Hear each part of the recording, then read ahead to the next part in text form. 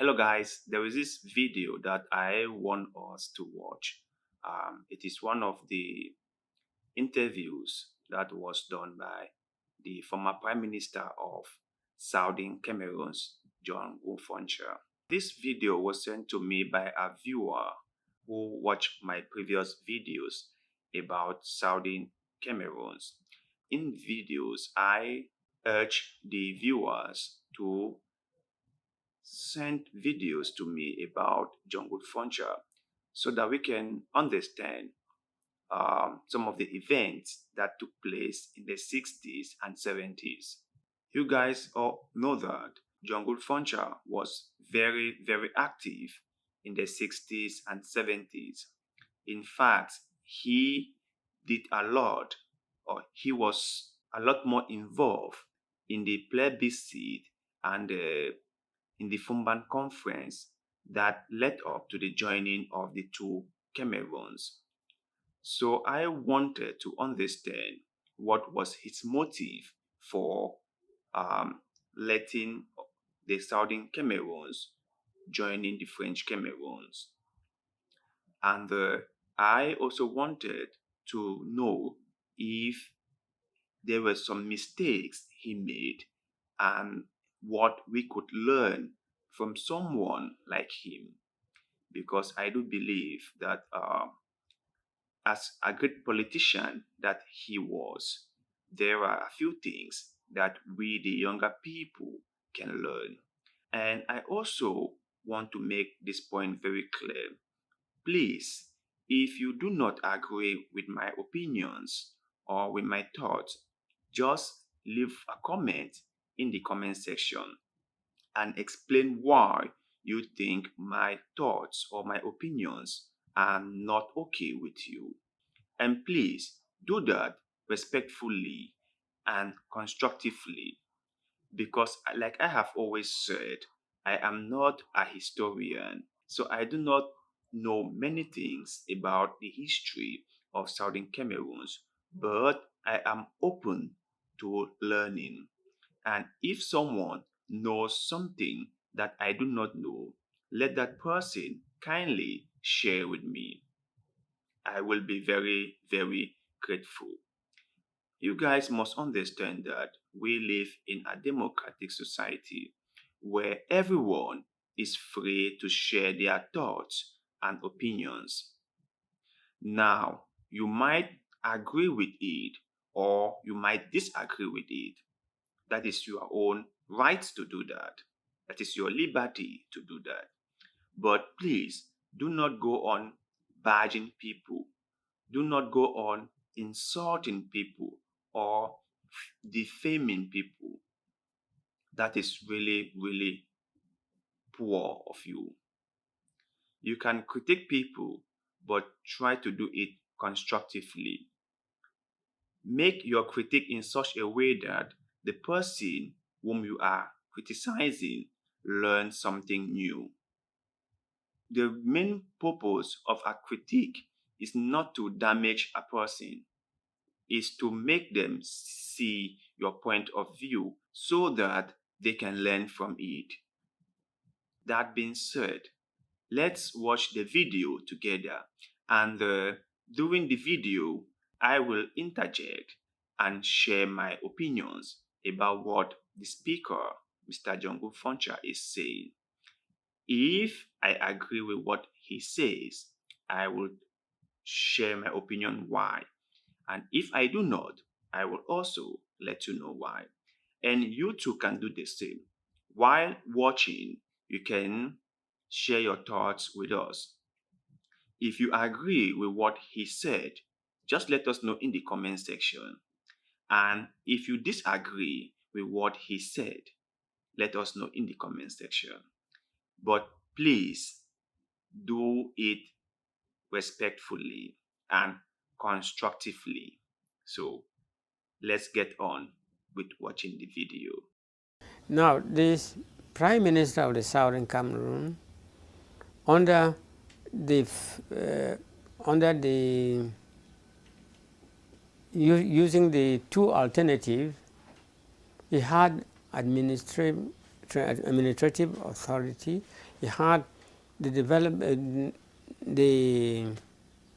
economic development in his own hands, and of course, security in general was going to be a matter for which could be discussed, you see, to make it both for the federal government, or what we call concurrent.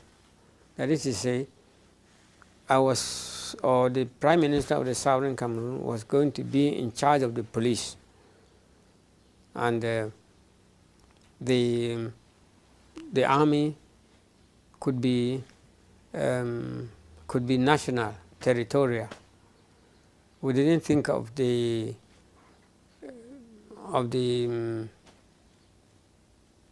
gendarme to be extended in the Southern Cameroon for any reason.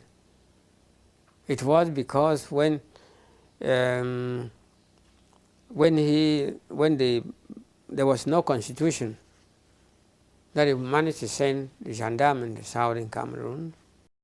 So I just need to interject with this point, right?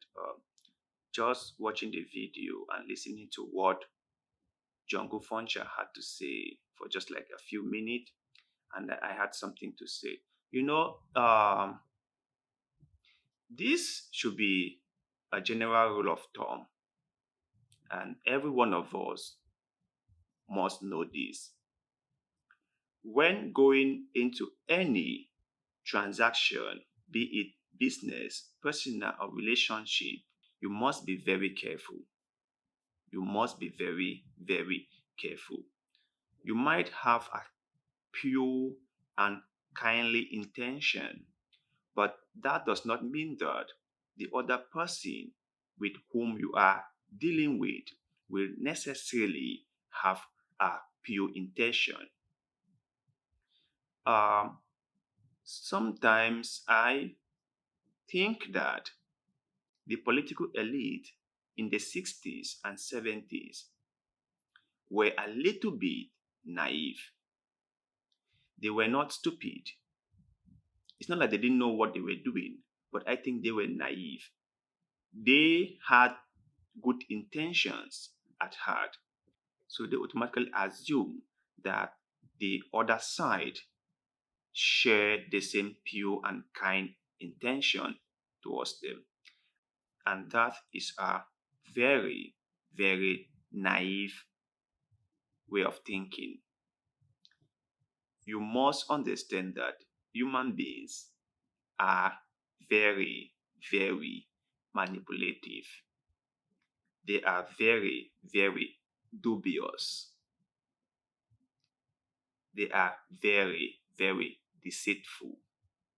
And when dealing with them, you must be prepared. You must make sure you have dotted all the I's and crossed all the T's.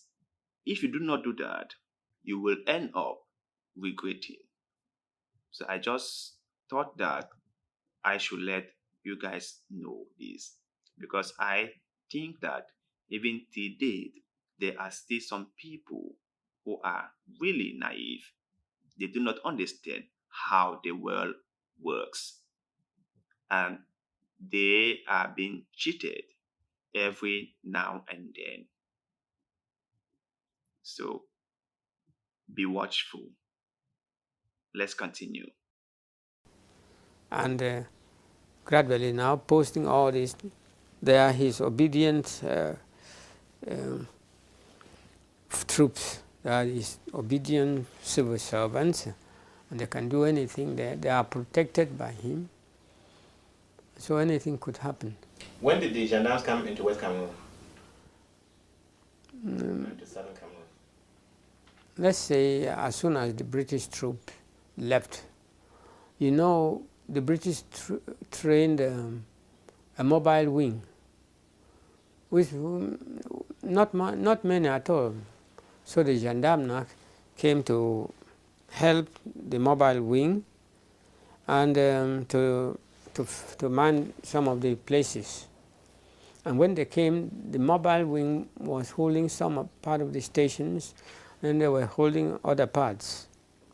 but they despised the mobile wing, whereas the mobile wing also despised them because they had no form of military maneuver as they. Most of the terrorists were captured by the mobile wing, Southern Cameroon mobile wing.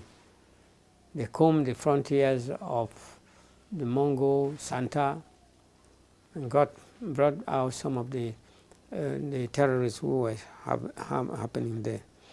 And of course, it was the Nigerian, from Nigeria, I mean the Nigerian forces which left Nigeria. General like General Tato and others who really did the combing of the frontier without killing. They didn't kill the terrorists. They rounded them up, used them to find out where the others were, treated them well, and then bring peace.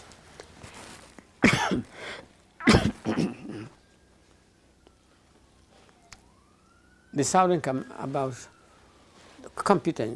Cameroon had nothing to administer.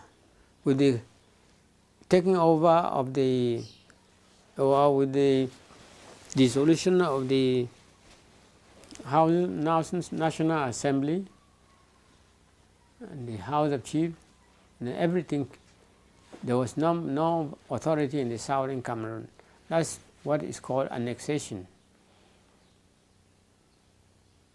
Annexation went much further, that anything that existed in the Southern Cameroon was not allowed to remain under that name. First, the Cameroon Bank, which had outgrown other banks in La République, was the source of income by people from Douala, Kongsamba, and all these other places who want money for trading. Before that time, before 1970 something, before 1970 something, no bank in La République could borrow money, give a loan up to 1 million. If you want a loan up to beyond the 500,000, you have to fly to France. Only France will approve it. But the Cameroon Bank had risen to loan money to 5 million. So traders in Douala and along the Mongo and furthermore were able to get enough loan. And that was not so good for Aejo. That was why then everything, Southern Cameroon must fall. We organized the development agency to give loans to farmers and so on, to businessmen. And more so, Nanga company was rising up to compete to other companies, the French company. And had in fact built the Prime Minister's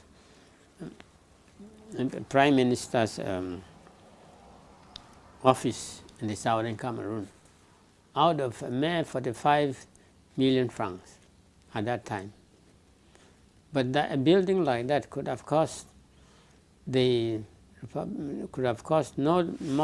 less than 150 million.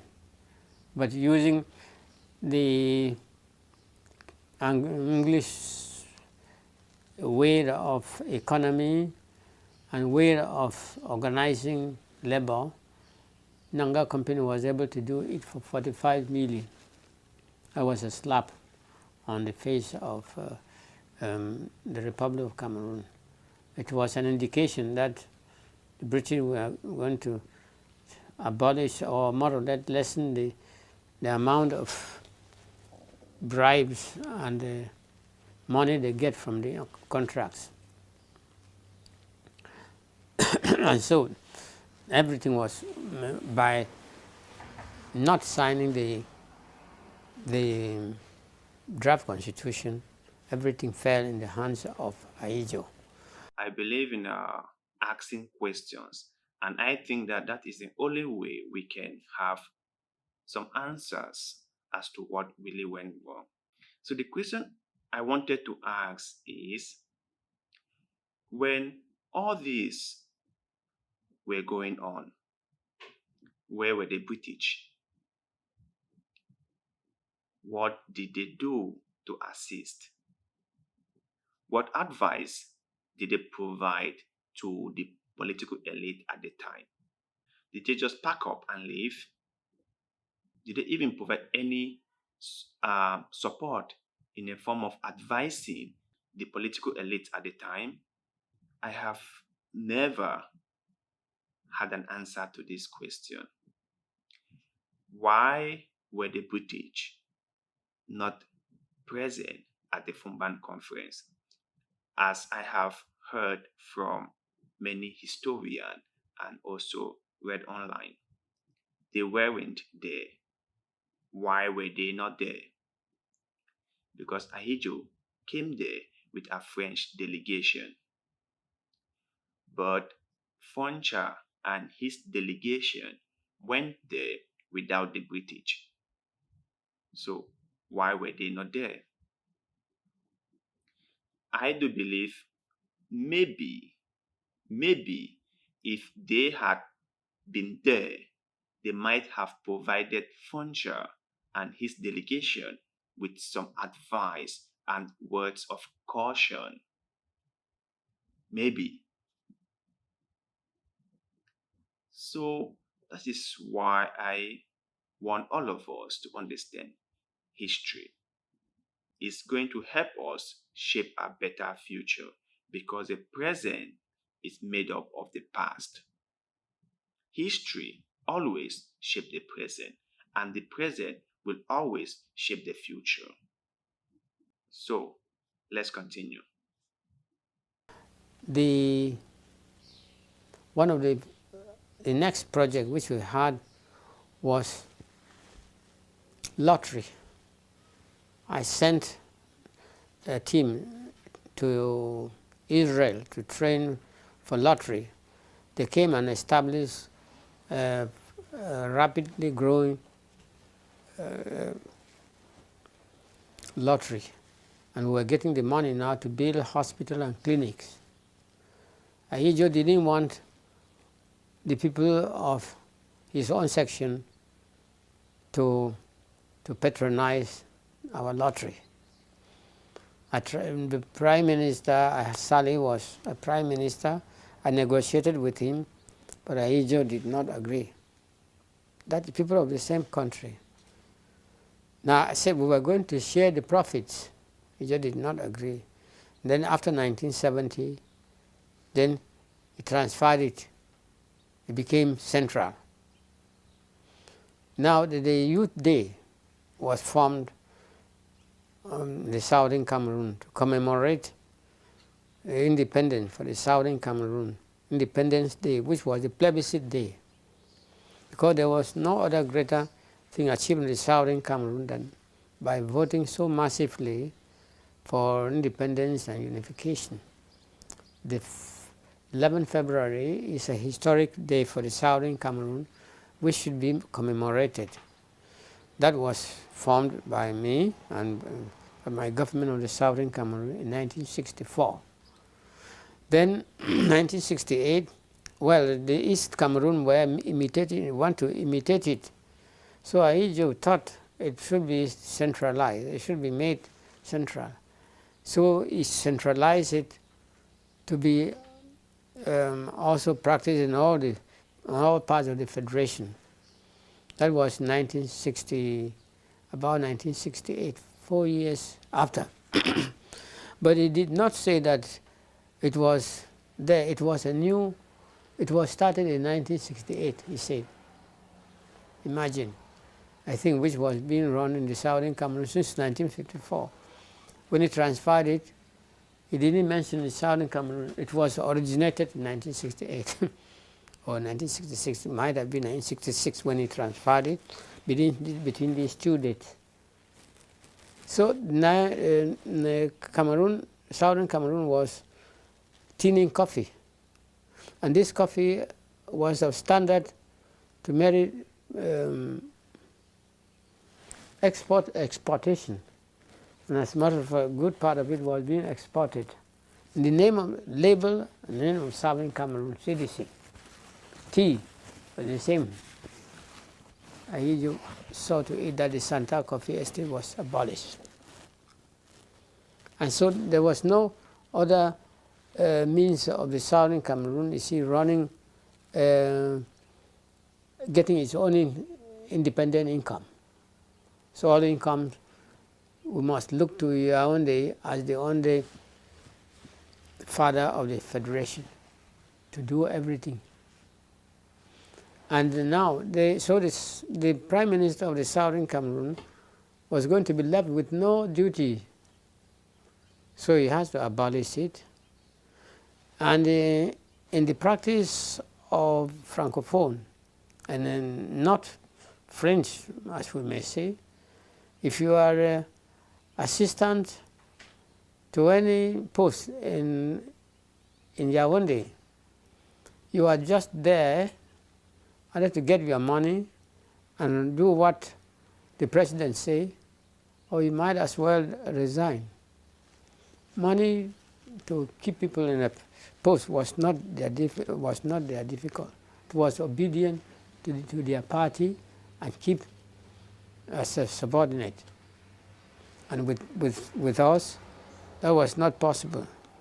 We were not running that much. So he had to get a new set of people, you see, who had to toe his line of action. Yeah, and it's very right. Even till now, I do believe there are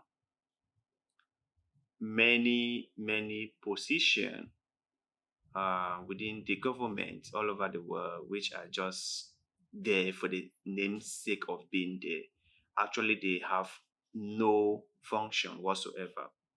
Okay, they might have a very long portfolio of things they are supposed to be doing, but practically they do nothing. They are just there, and you just stay there and collect your salary or your wages and your allowances. But practically, you don't do anything. You just do what the boss wants you to do. Um, Go there, you just go. Come here, you just come. And that is all what you do. You cannot improvise. You cannot add your own thought to anything.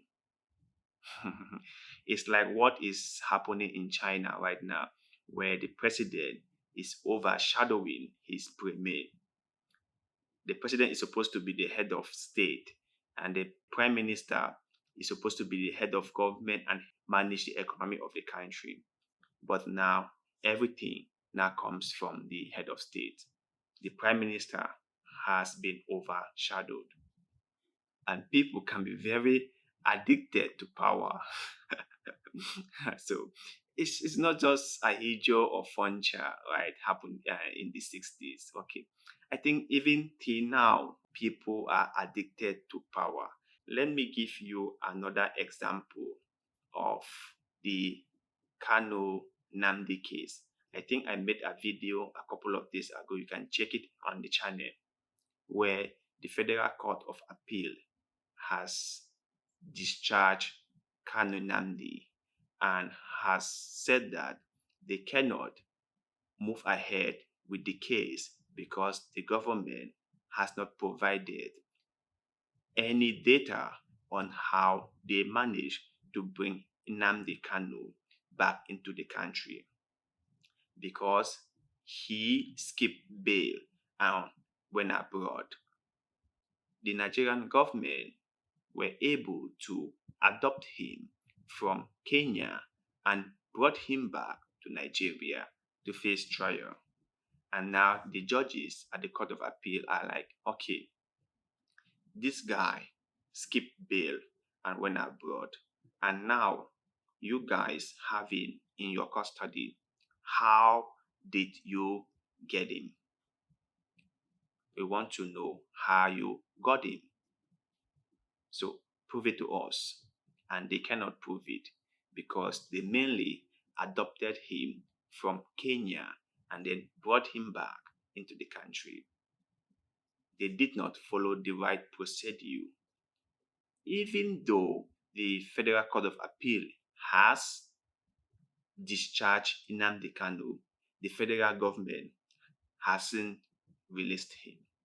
And they are now saying, the federal government is now saying Nnamdi Kanu has been discharged but not acquitted. You can see, right? People and power. But let's continue.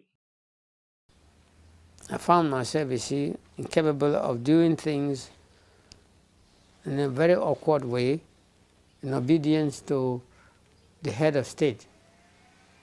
Because I insisted that anything that I do should reflect my own mentality.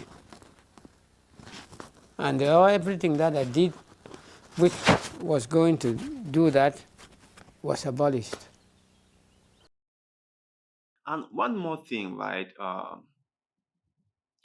When you read through history of Southern Cameroons from plebiscite of 1961 to Fumban Conference to unification, when you read through all these events, you kind of see how things started going wrong.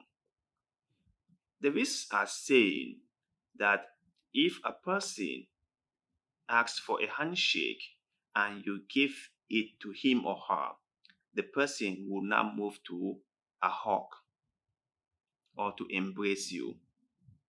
For example, if the person takes something from you and you let the person get away with it, he would come for more. Like my mom will always say, it's good to hit the iron when it's hot. The reason I am saying this is because President Amadou Ahidjo did not just close down everything at once. He did not do that. He started gradually. He closed one enterprise or one company or cajole one of the powers of the prime minister. And the prime minister at the time just let it go. Then he moved to the next one, and then to the next one, and then to the next one. And at the end of the day, before the political elite of the Southern Cameroons realized it, they were totally powerless. It's like that, It's like cancer. It starts small, and if you do not handle it at that early stage, it spreads throughout the body, and eventually it kills the body. Let's take this narrative or this scenario. When Ahidjo started taking over things from the prime minister of, when I say things, I mean like the authorities and the power, and started doing his own thing. If the prime minister back then had said something, had said no, had cried out, maybe, just maybe, Ahidjo would have retreated. You get my point, right? Maybe. Because when he started encroaching and taking over things, the political elite at the time didn't cry enough, did not hold their grounds enough. So he continued and finally took over everything. Can you blame him? You cannot blame him. I believe that he was also a politician, and he wanted to be successful in whatever he was doing. Right or wrong, he wanted to be successful. I'm not saying that I agree with the way he did what he did. I'm saying that I understand why he might feel that he had to do things the way he did. Like any of us, we want to succeed and we will do whatever it takes to succeed. Now, some of us have morals. We will do whatever it takes to succeed morally. Okay, we will not do things that impact the other person in a very serious way. But not everyone reasons like that. Some people will do whatever it takes. They will not care if they hurt you in the process. They will just go ahead and do whatever it takes for them to succeed. And one of them might have been the late President Amadou Ahidjo. He might have felt that he needed to do whatever he had to do to take over control of the southern Cameroons. Justifiable or not is not the point. It's just the way he thought he had to do things. And I am saying that I understand because I am a realist and I know how things work in the real world. So let's continue.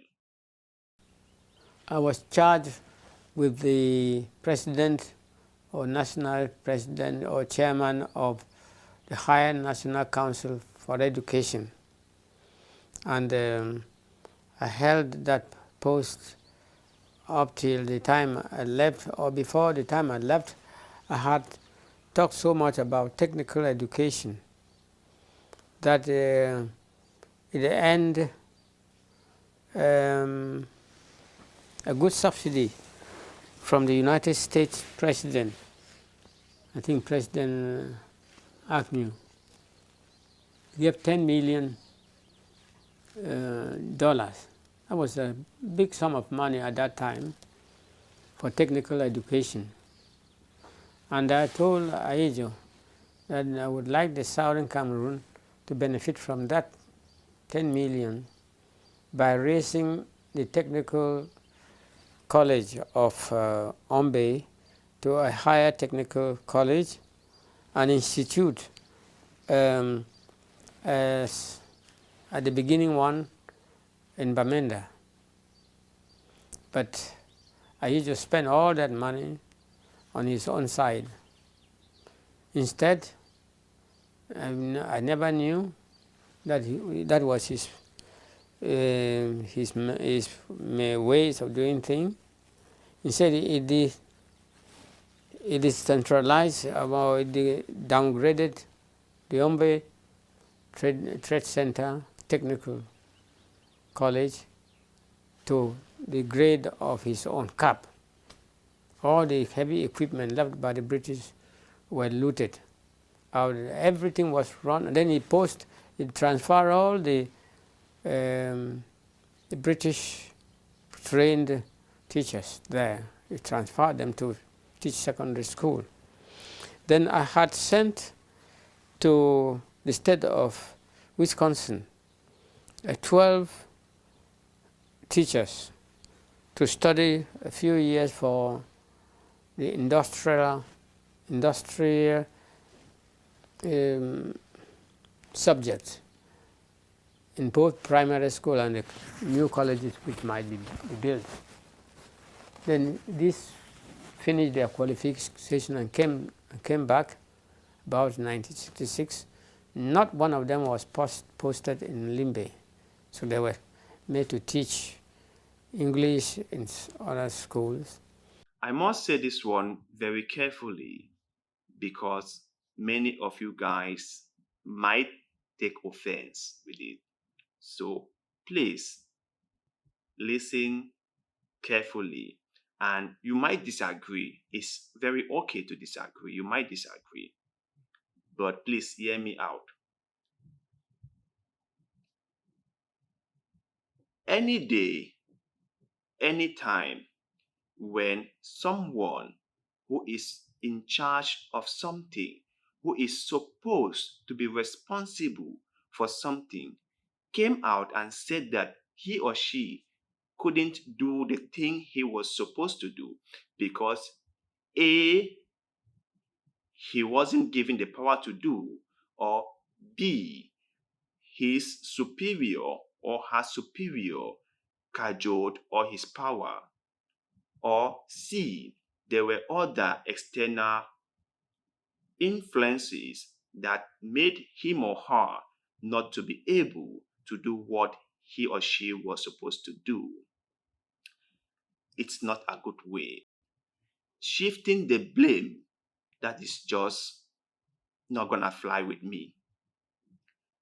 I believe in people taking responsibility for their actions. You cannot come and shift all the blames to other people.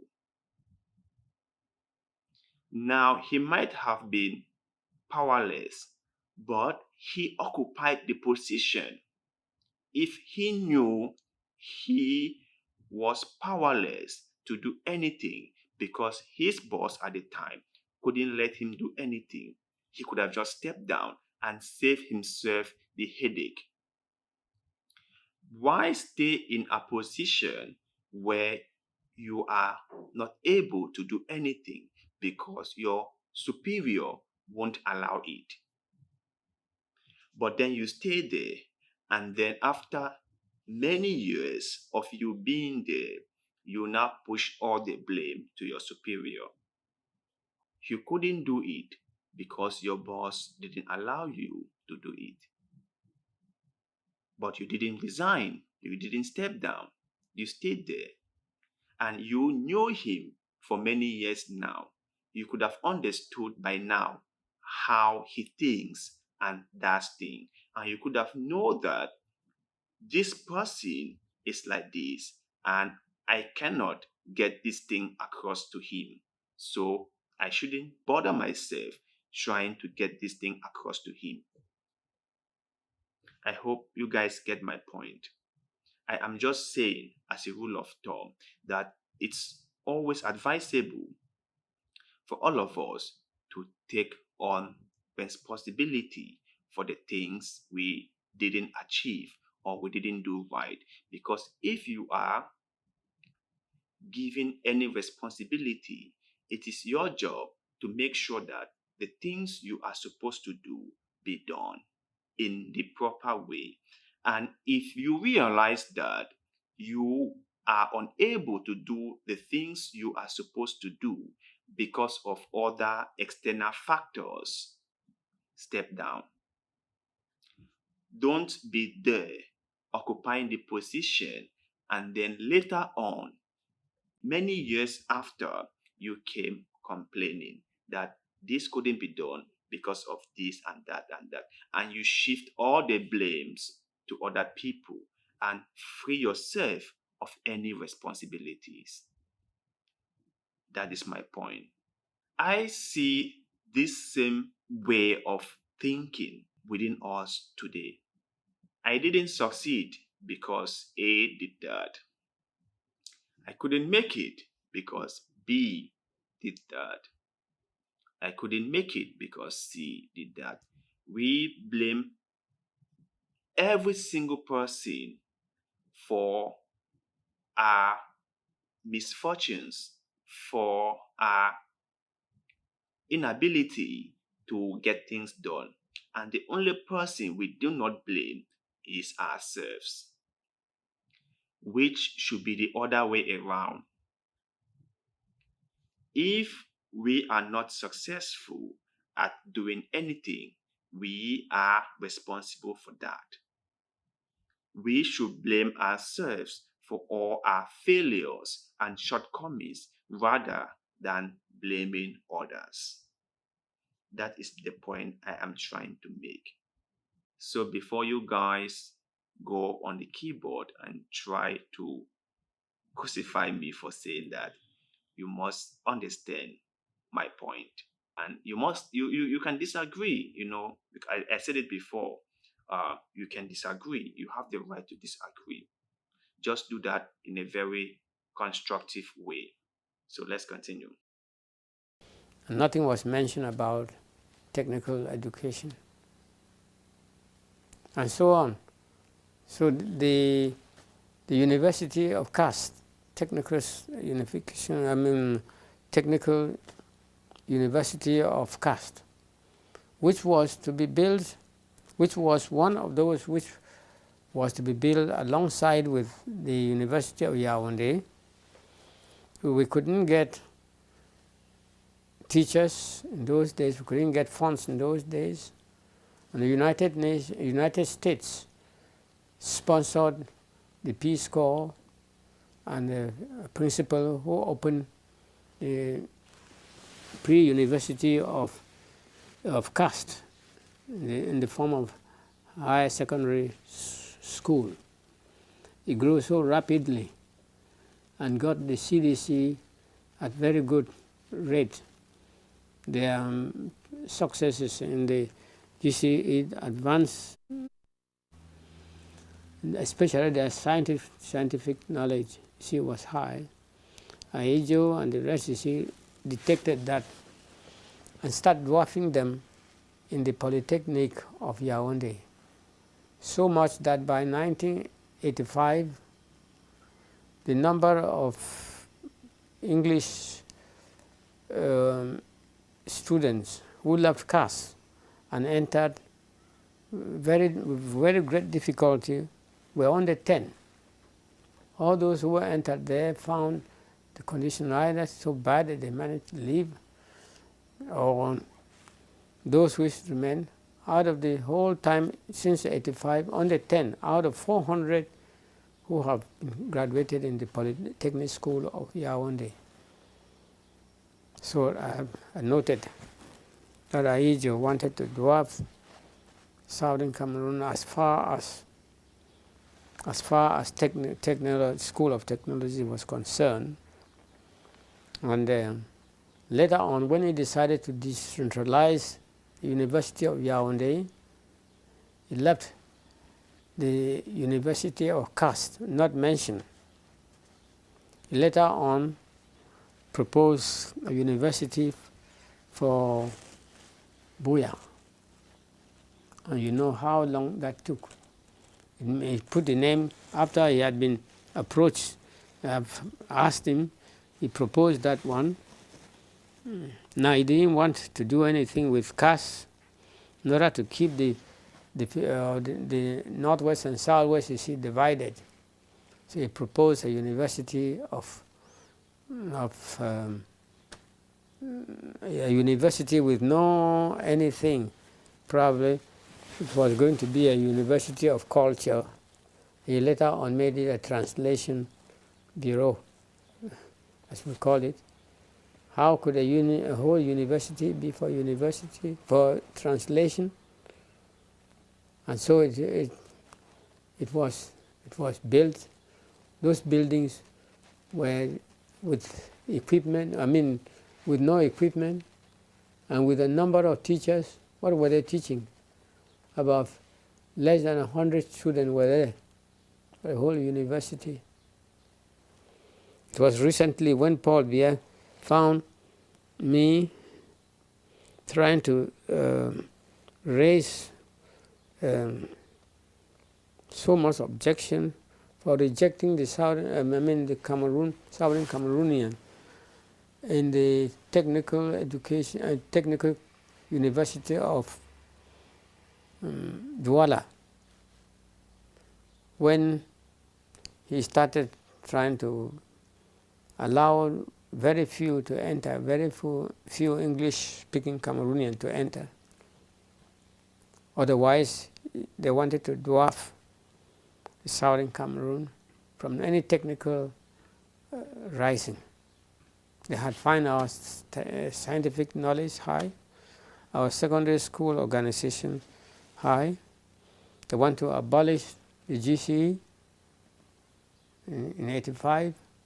When I stepped in, and they brutalized our students.